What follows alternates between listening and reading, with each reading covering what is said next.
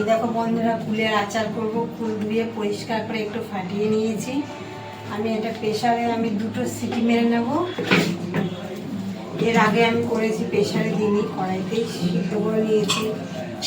বা আর একবার করেছি গুড় দিয়ে, গুড়ের মধ্যে ঢেলে দিয়েছি, এরকমভাবে করেছি, সিটি দিইনি, সিদ্ধও করিনি, সিদ্ধ ছাড়া হয়েছে। এটা আমি প্রেসারে একটা সিটি দিয়ে দেবো।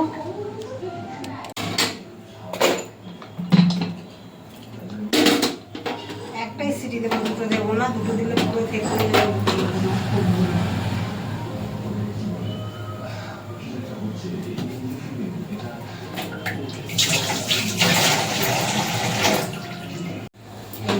বন্ধুরা, এই দেখো সিটি হয়ে গেছে।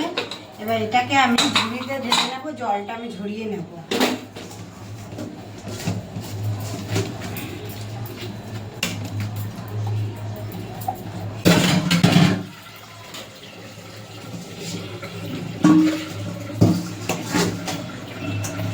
এই দেখো, এই যে আমি ঝুড়িতে ঢেলে নিয়েছি, জলটা আমি ঝরিয়ে নেব।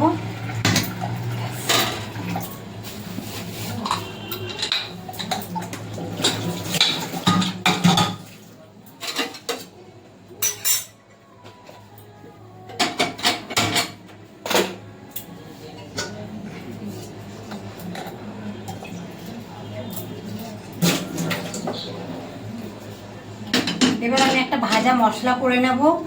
কড়াই বসিয়ে দিয়েছি গ্যাসে, কড়াইটা গরম হোক, আমি মশলাগুলো ততক্ষণ রেডি করে নিই। কড়াই বসিয়ে দিয়েছি, কড়াই গরম হয়ে গেছে।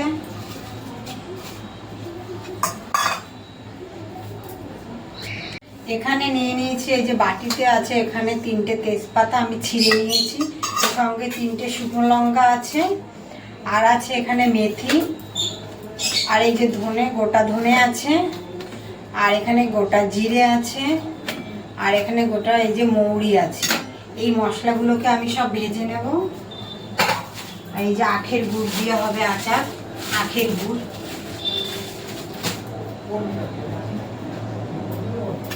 আচ্ছা, শুকনো লঙ্কাটা আমি এবার দিয়ে দেবো কড়াইতে আগে।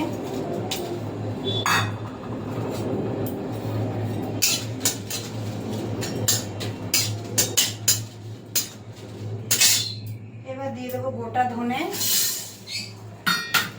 আর মেথিটাও দিয়ে দেবো।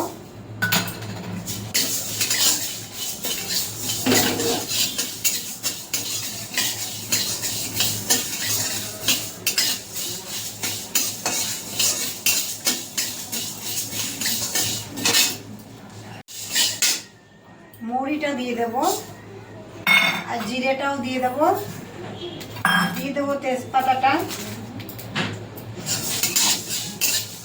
মশলাটা ভেজে নেব, ভেজে ঠান্ডা করে গুঁড়ো করে নেব।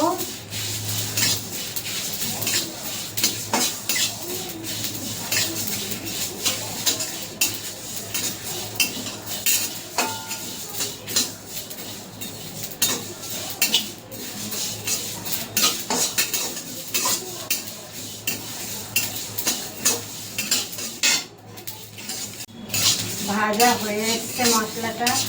এই মশলা পুড়িয়ে ফেললে একটুও ভালো লাগবে না, সুন্দর একটা মিষ্টি গন্ধ ছাড়বে, তখন বুঝে নিতে হবে ভাজাটা প্রায় হয়ে এসছে। এবার আমি নামিয়ে দেবো ভাজাটা।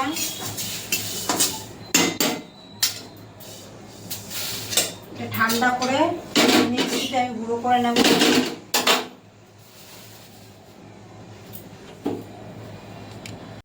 কড়াইতে দিয়ে দেবো সরষের তেল,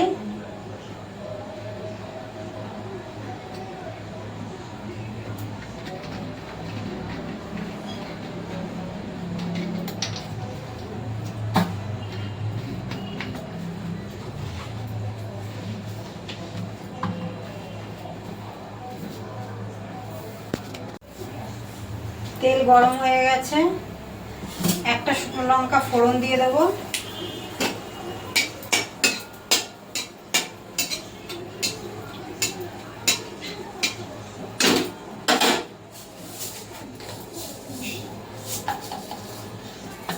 সর্ষে ফোড়ন দেব, কালো সর্ষে।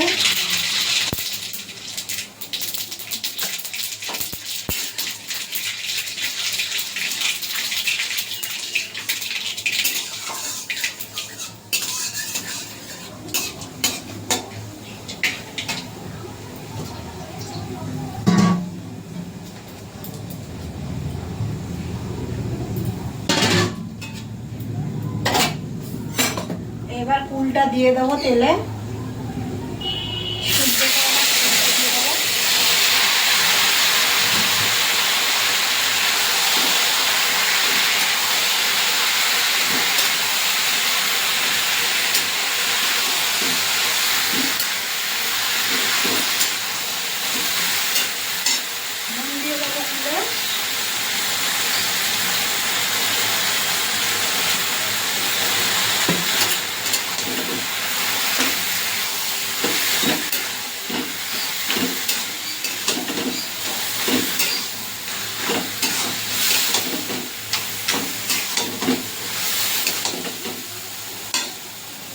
সব ফুলগুলো আমি খুন্তিতে ভেঙে দিয়েছি।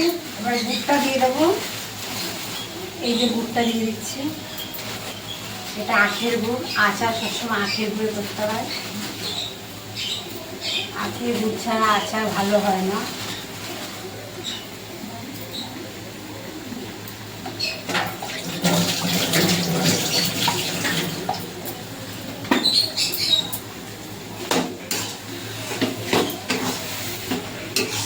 এরকমভাবে আচার করলে 1 বছরের বেশি থাকে।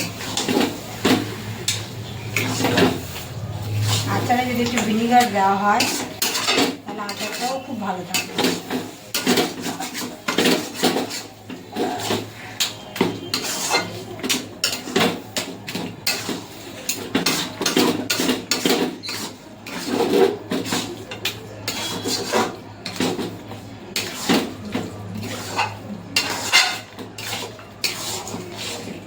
দিয়েছি আর এই যে জল বেরিয়ে গেছে অনেকটা। গুড়ের একটা ইয়ে আছে, গুড়টা গলে গেছে।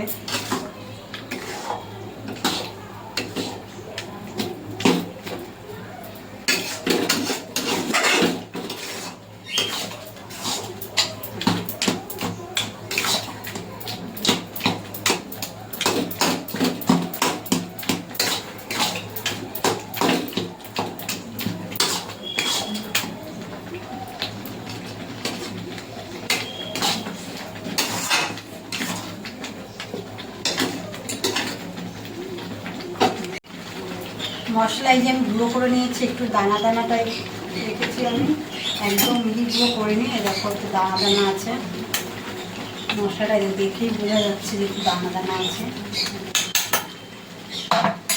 মশলা কখনো মিহি গুঁড়ো করলে ভালো লাগে না, একটু দানা দানা রাখলে খেতেও ভালো লাগে।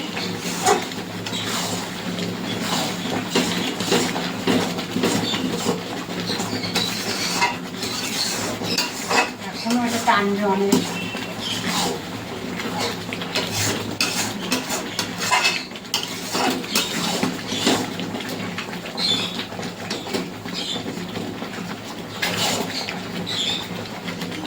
অনেকটা এই যে টেনে গেছে। এখানে আমি দেবো একটু বিট লবণ।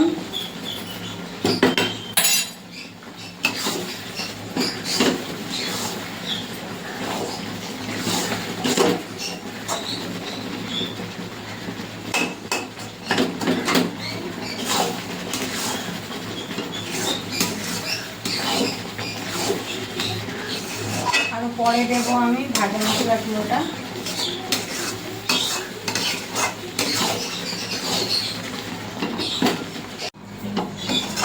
এই যে টেনে গেছে অনেকটা। এই জলটা যতক্ষণ না টানবে ততক্ষণ আচার ঠিক মতন হবে না। জল থাকলে আচার বেশি দিন থাকবে না। আচ্ছা, এবার আমি এখানে ভিনিগার দিয়ে দেবো। ভিনিগারটা দিলে আচারটা ভালো থাকবে।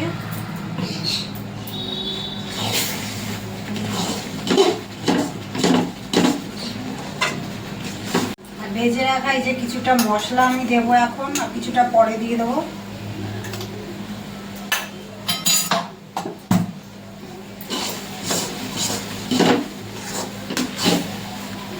ভাওয়ালা হয়েছে আচারটা, হয়েছে না একদম দারুণ।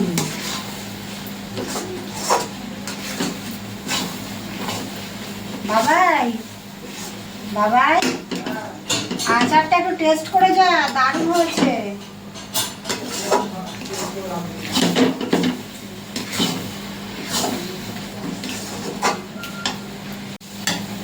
আর একটু মশলা দিয়ে দেবো, একটু মশলা বেশি দিলে খেতে ভালো লাগে।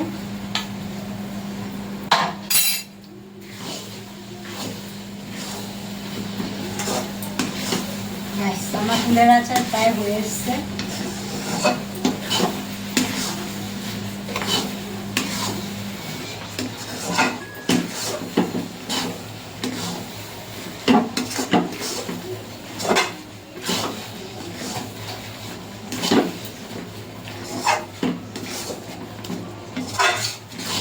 এত আচার করি, আমার ছেলে আচারই মুখে দেয় না। আমের সময় আমের আচার, তেঁতুল যখন উঠবে তেঁতুলের আচার। ছেলেরা একটু আচার টাচার কমই খায়।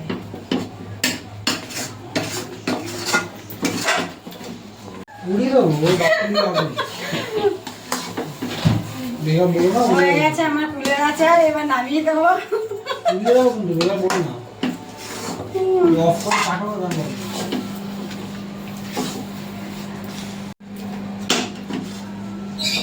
আমার কুলের আচার অলমোস্ট রেডি। দুর্দান্ত কুলের আচার হয়েছে। আমি যেভাবে করেছি এইভাবে করে একবার খেয়ে দেখবেন, এত ভালো হয়েছে কুলের আচারটা। হয়ে গেছে, বা নামিয়ে দেবো।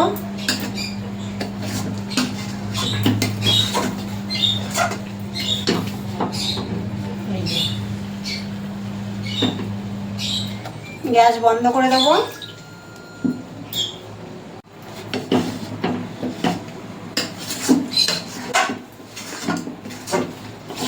হয়ে গেছে আচার, কে খাবে চলে আসো বাটি নিয়ে।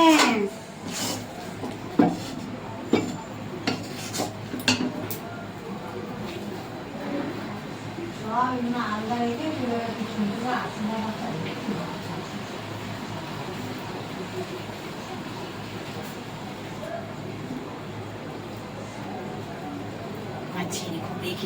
আচার খাইয়ে দিয়েছি, আমি খাবো না। এই যে বন্ধুরা, হয়ে গেছে কুলের আচার। আপনাদের যদি ভালো লাগে একটা লাইক কমেন্ট করে দেবেন আর শেয়ার করে দেবেন।